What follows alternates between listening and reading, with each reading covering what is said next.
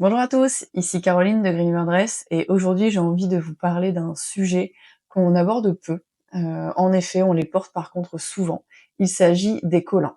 Les collants, en réalité, ils en racontent beaucoup sur ce qu'est devenu notre industrie textile aujourd'hui.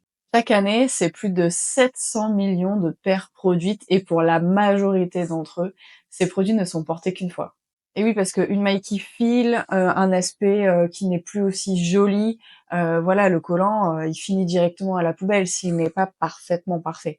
C'est normal, vous allez me dire, mais ça ne l'a pas toujours été, parce que dans les années 40, quand le nylon est apparu, les collants étaient vraiment très très résistants. On pouvait les porter plusieurs fois et le problème c'était qu'ils devenaient tellement résistants que les clientes ne venaient qu'une fois quoi.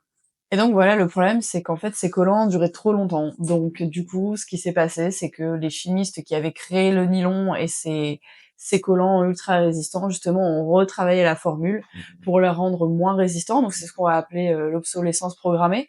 C'est aussi appliqué à notre domaine d'activité. Donc l'idée de cette obsolescence programmée, c'est de rendre vraiment le nylon moins résistant et créer en fait une sorte de business model qui fait que la personne qui a besoin d'un collant doit revenir régulièrement pour en chercher.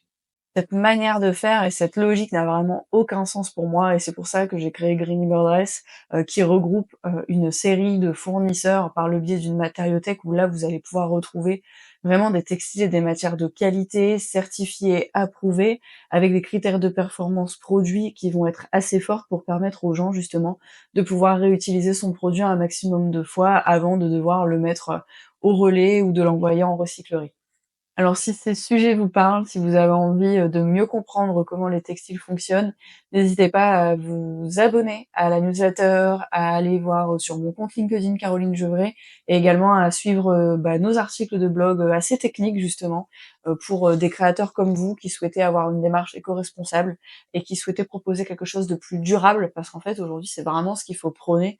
Il faut prôner la durabilité dans le temps, de l'usage des produits, pour que la personne puisse être satisfaite du produit et également pour que le produit puisse durer le plus possible parce qu'en fait vraiment l'enjeu de tout ce que je fais, c'est de préserver un maximum les ressources. Alors voilà, changer la mode, c'est possible et vous pouvez nous suivre directement sur greenybirddress.com.